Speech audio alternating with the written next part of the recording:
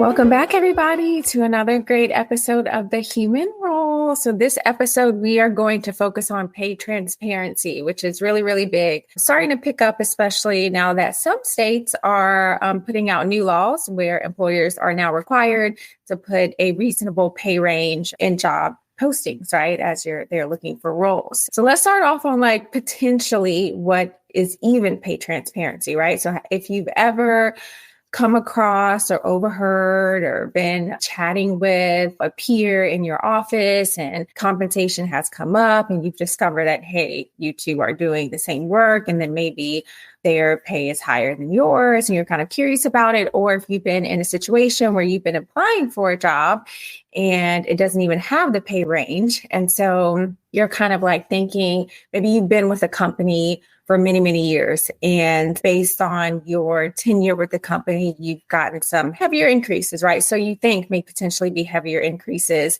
And so you may not even want to apply because you're not even sure what the company's pay range is. So that kind of may be a deciding factor, and you may kind of get in your head and not even apply for the role. Multiple different factors when it comes down to, pay transparency and why we find ourselves here today, where more and more states are coming up with specific laws to put into place where employers are required to actually post a reasonable pay range. It can't say, hey, look, there's a role that's between 80,000 to 250,000, right? It needs to be reasonable for you to kind of have a general understanding of what the company is willing to pay prior to posting. I believe this is anything that a federal law has put into place, but definitely state laws are starting to put things into place, which I think is a really good thing for employees. So we have, reasonable idea and can understand, hey, look, if our range is closer to 200K and this role is only offering 100K range-ish or so, 80 to 100, and that's not something that we can do. I think that's good for us to know instead of applying for a role, talking to a recruiter, waiting till you get to the hiring manager, only to discover down the line that your compensations don't align, right? So kind of just nipping it in the bud pretty early on there. So let's get into the details of pay, transparency and kind of like what that specifically means for you. It's more so an employer practice, right, to disclose information about employee compensation standards to others. So whether that's internally or externally or both. And then, it's not really technically defined at like one specific level. It's really across a whole scope of things, right? It could also boil down to your tenure, which is why a range is definitely needed, because if you're lower in the years of your tenure compared to someone who has 10 plus years of experience, their compensation, could essentially be a little bit different than yours, right? And then also it's mentioned it's heavily based on state mandate or local mandates structuring. So it differs from state to state. And then also some states are required to publish these ranges for other positions. So from that stance, if you're an employer and you're across multiple states, so if you're a multi-state employer and you're posting a role and you're open to that role being remote, depending on certain states, you may need to post the pay range for those different states. So I have seen lots of postings, and some of you all may or may not have seen certain postings where it will actually show, hey, look, if you're in these specific states, the range will be between this. If you're in these specific states, your range will be through this, right? So that also is just, based on the cost of living in every single state, since that is, varying heavily across the board. So really important to pay attention to if you are an employer and you're posting in states that don't require the pay range. Suggestion is to kind of like get on board and get those pay ranges posted in general, because I think, I've said this several times, I will still repeatedly say this, is that we are now heavily into an employee market.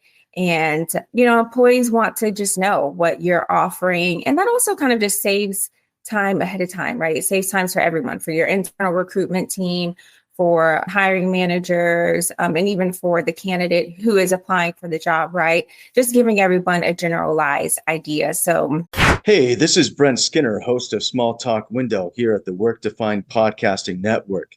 Have you ever wanted a short podcast to listen to during a coffee break of your workday?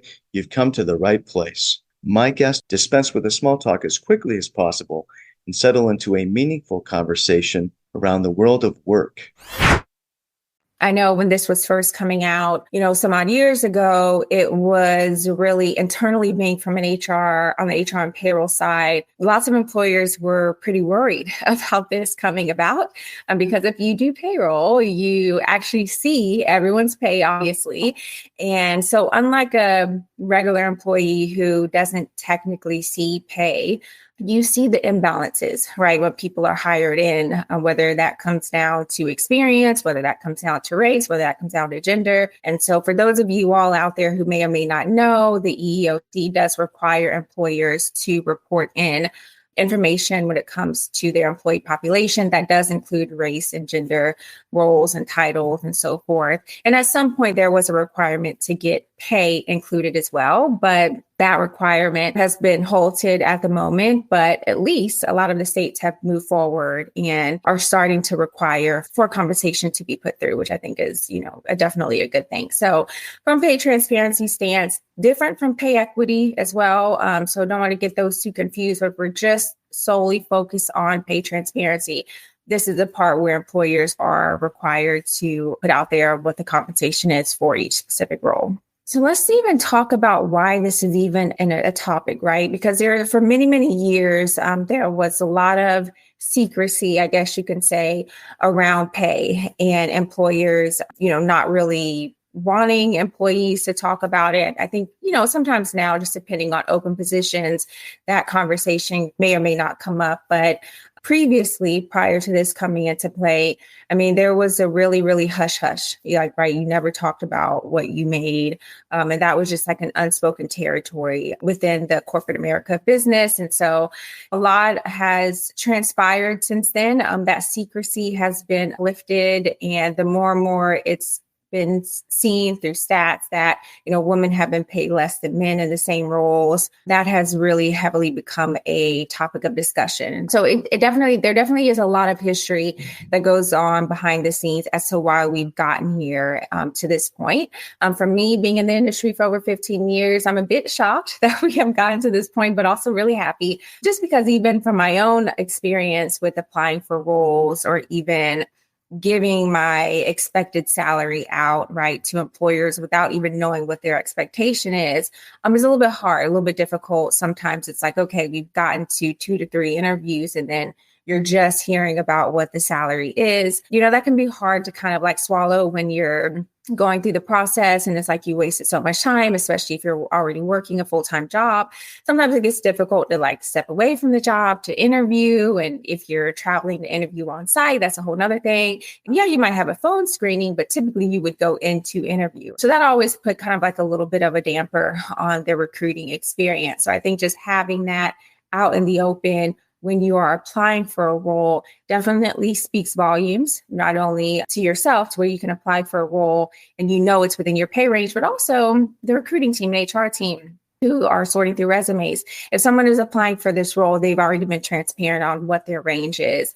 And so just knowing that you're not wasting your time going through sourcing candidates, doing phone screenings for someone who was going to drop out later because, of a range is good. And I would say too, if you are an employee that is applying for jobs and you're hoping for the higher range, really look at your experience and make sure your experience checks off every single box within that range so that you can push for that higher range. And because most employers are probably looking for like a medium, in the middle, or potentially may even be looking for lower ranges. Sometimes I have even put in to be on the higher range and my experience speaks for that. But since the pay ranges are transparent now, the recruitment team is able to come back early on and just say, hey, look, the employer is actually looking to hire at the lower end range. So even though, I've met all qualifications and yes, I am deserving of the higher range, they technically want to stay on the lower range. And so we're able to have that conversation early on before we waste anybody's time down the line, which is also really helpful. So lots of different buckets on the history, but also like in full example of why keeping this up is really good, longer term, even for states who don't require the pay range to be listed. I think it's good to kind of just get that out the way so that when someone is applying, they know. And if you're not going to accept the candidate because they are requesting a higher range, you can let them know early on, nip it, and, move on and go on to your other candidates.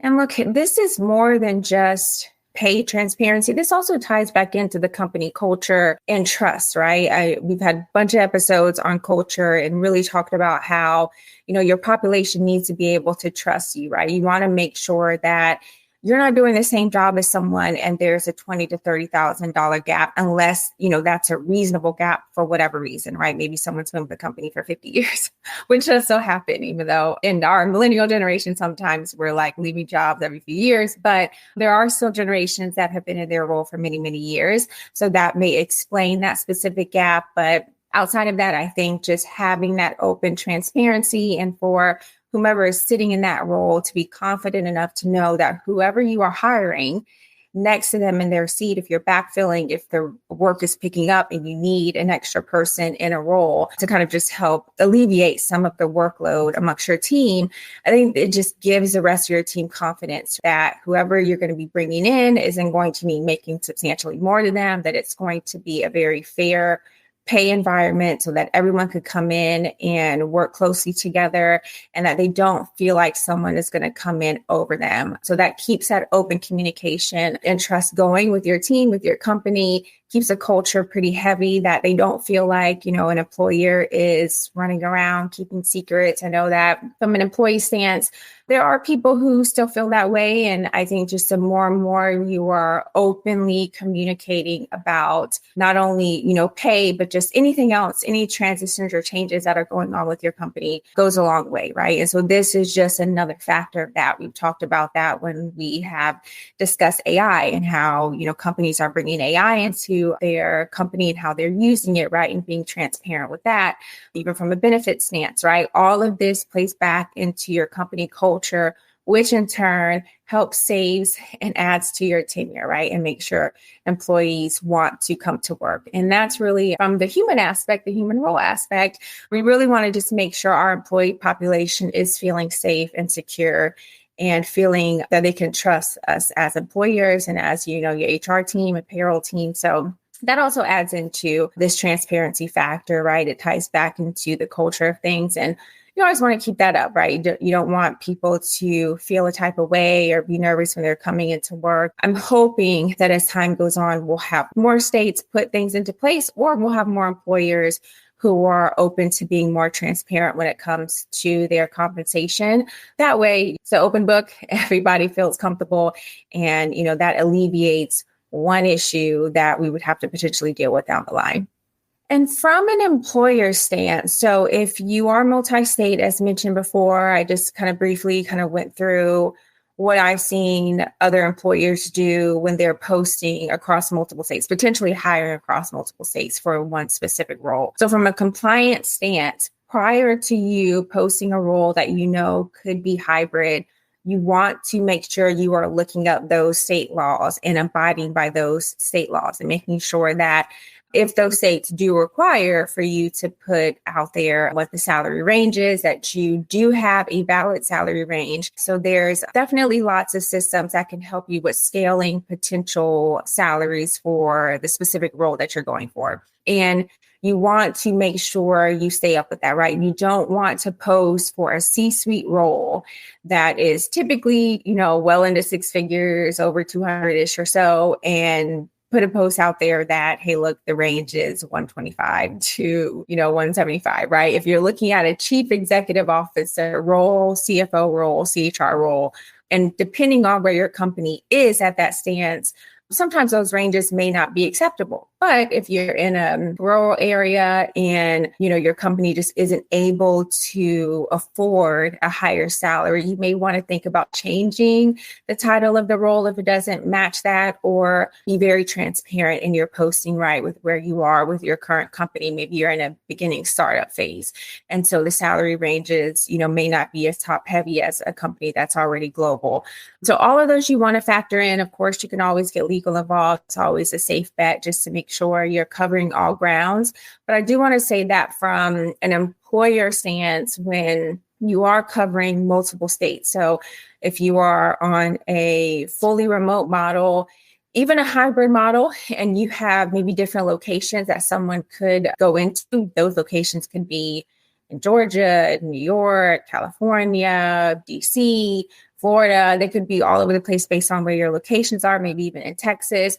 You want to make sure that you have those salary ranges there, at least for the states, at minimum, for the states that require those salary ranges. And then for the states that don't require those salary ranges, maybe if you're comfortable, you put in what your standard salary would be for those specific states, or you could always say, there will be a different salary range that applies for states outside of the above or below or something like that. So definitely make sure from an employer stance that you have all of your T's crossed and I's dotted, just to make sure that you are properly listing the pay ranges for the states, especially when you get into a multi-state situation where you could potentially have remote workers. You also want to drill down to the localities to see if the locals have any specific laws. And I would just say, be reasonable. Once you have the range out there and you start talking to candidates, you'll be able, with our experience at this level, you'll be able to easily identify what level this person, is at. And then I think having a conversation early on, this is our pay range, but also asking what someone's expected salary would be as well, right? Just to make sure if they are going to be on the higher range, that is okay with the hiring manager and with those specific budgets. Just because I know sometimes, just for any candidate out there who may not know, sometimes a higher range, may include like a bonus structure too, right? So that might not be a part of the base salary initially, like your base biweekly salary, but it could be a part of your annual salary based on bonuses. It could be about stocks if your company is public. So that could be another thing that you could factor in too. So that could also go into payment as well. They could also even be factoring in benefits. So that could be another thing that you want to consider too, is that outside of your salary, the salary that you're getting, how good are their company benefits, right? And so all of those could play a factor into the salary range. So it's really, really important to ask those specific questions, whether it's in your initial screening or definitely your first official interview with the hiring manager, so that all of those boxes are checked off and everything is, covered and we don't have any issues in case there needs to be like a second or third interview. Okay, let's get into, we've talked about like the legal stuff, just making sure that from an employer stance, you're checking all boxes before you're posting. Also, we've covered from an employee stance, kind of like, hey, look, what to look out for when you're applying for jobs and when you are applying and in the interview process, how to kind of have those conversations early on. But also wanted to circle back to an employer stance as well, because there could be a situation where some employees start talking and you do have employees working the same specific roles, but one is getting paid more than the other. You always want to just make sure that as you're evaluating every year, definitely let's try to do audits annually. Obviously, that's easier said than done. We know we have to report to the EEOC because that's a requirement, but I think it's important to just make sure that internally we're not getting off track with our salary ranges. And if you don't have a salary range in place, definitely start to get that in place prior to this coming out, when this was being made aware that, hey, look, there were some dates, effective dates as certain states were rolling this out. There were a lot of companies that knew that they needed to go in and audit and knew that they needed to get salary ranges in place because those were not in place, right? A lot of times most of the time they weren't in place. A lot of times those were just kind of like, okay, people were being hired based on experience. Sometimes, of course, we know based on who you know, and I'm also sometimes tenure within the company. And so a lot of things were kind of like uneven internally when it came to specific pay gaps. It's hard to say whether things were intentional or unintentional, but they were there nonetheless. And so I think from this stance, just making sure you have your salary ranges in place. There are plenty of companies that can help you with salary ranges for specific roles. Quick Google search will pop up a lot. You can even start with your HCM provider. Lots of them have generalized information from even the companies that use their system to at least be able to give you some type of foundation based on certain states. And then there's others that will help you with the pay ranges, globally as well. So I think from that stance, you want to just make sure you internally have your salary ranges in place, and you can go through some legal compliance for that as well, just to make sure that's all set in stone. It's never going to be perfect because there's obviously always going to be somebody who wants to go above that specific pay range. Maybe something's going on internally. There's some turnover. Maybe one specific person is taking on more work. So there may be some one-offs throughout the year. But I think that if that starts getting out to your population, and employees start to come back and start to question why that's happening, it's really good maybe just to have like some examples. This is a part of being trustworthy and transparent, right? I know that sometimes in some of these meetings, HR can get a little stern and can really get upset. And then we end up turning into retaliation because one employee spoke up about, their pay. One employee is disgruntled about that, right? We really want to stay away from that because that leads to nothing good. So you definitely want to just make it clear as to certain reasons, right? Someone could be with the company longer.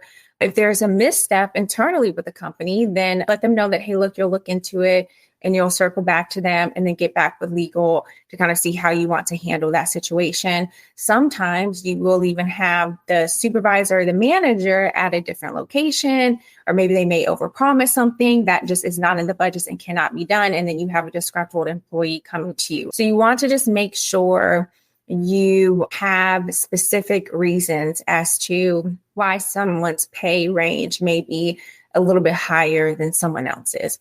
If it's an internal tenure thing, that's one thing. But we've definitely seen that. I've seen it so many times in my career where someone has been with the company for 5 years, but then a new person comes in and is making more money than that person, right? And sometimes it's like, hey, look, this person may or may not potentially check another box that the person who's been with the company a long time hasn't. And then maybe look into, hey, look, do you want to, if the person who's making less is upset, do you want to offer like some training for that person, right? And see if you can fit that into some training budgets, potentially let them cross-train one another, right? So that at some point in the next performance review, that can be added to an evaluation and we can get them more even. So there's a couple of different, ways that you can go about thinking about doing things like that. So I just say, keep an open mind. And when those tough conversations happen, just make sure you have a game plan. And if you are not at a point to where you're comfortable enough responding at that current moment, take a step back, let the employee speak, take notes, document that, and just let them know that you will circle back to them. Maybe set up a meeting within, 48-hour time frame, 72-hour time frame, even the following week, just depending on how many other people you need to talk to, and then circle back to them and just have that conversation at a later date. Just because sometimes I've seen one too many times where HR meetings have gotten just overly heated. And it's just kind of like, okay, let's not, from our stance, from that HR stance, let's not feed into that immediately. So just some suggestions on how to handle some of those tough conversations that could potentially come up, especially when you're talking about people's pay. All right. So just wanting to recap kind of like the best practices, I guess you can say, when it comes to pay transparency, right? So definitely want to really recognize that it is very appropriate. So this is absolutely the new normal. It is not anything that is just kind of like a fad that's kind of just like going to go in and out. This is definitely something that is going to be here to stay, right? And so the latter part of this podcast episode is just to talk about like the conversations that could potentially happen. So you want to just make sure that you are prepared to answer those questions and, allow your team to ask questions and build that trust and confidence and letting them know that they can absolutely ask you, anything that they want. Knowing your organization's policies is really, really critical just to make sure that you're not saying something wrong and then having to go back to course correct yourself, especially if an employee is really kind of being in your face. And then just kind of keeping up with audits, right? So we want to continue to audit ourselves and just make sure that we are staying on top of things, and then knowing the laws, right? We want to make sure we know the laws when it comes to the states that we're in and just keeping that up, right? And the laws are ever changing from federal, especially to every single different state, right? So we want to just make sure we keep up to speed on that information. So I know this was a quick episode, but just wanted to bring this to you all today, just to kind of just make sure that we are continuing to be transparent about pay and just continuing to help build that specific trust with our employees, just because it is definitely important and it is going to become more important, especially as we get into a lot of the inflation that's going on right now. So do whatever you can to keep your employees happy, keep that retention up, try to avoid turnover as much as possible. And if it is something to where, hey, look, if you can adjust 25 cents, 50 cents, something minor like that, maybe not, pick your battles, right? Maybe not battle that too much because that could go a very long way. So all right, you guys. So thank you so much for listening. If you made it this far, I will be coming soon in a couple of weeks with another great episode. But thank you all so much for watching. I will see you all soon.